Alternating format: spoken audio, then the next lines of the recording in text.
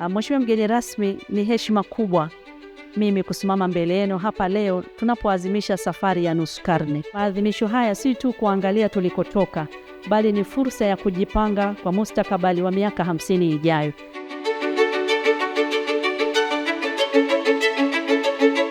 Sisi tulio hapa wote ni mashahidi wa miaka 50 ya ukakamavu na umahiri wa kikazi wa TBS.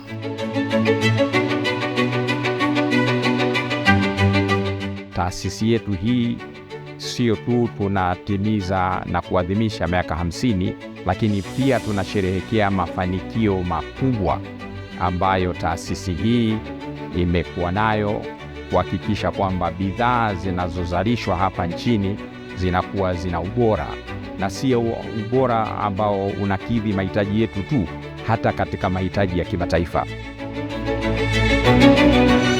Leo tunasherehekea safari ya nusu karne ya taasisi ambayo ni nguzo muhimu katika kuhakikisha bidhaa na huduma zinazozalishwa na kutumiwa nchini Tanzania zinakidhi vigezo vya ubora. Miaka 50 ya TBS sio tu historia ya taasisi, bali ni historia ya maendeleo ya viwanda, biashara, ulinzi wa walaji na ukuaji wa uchumi wa taifa letu.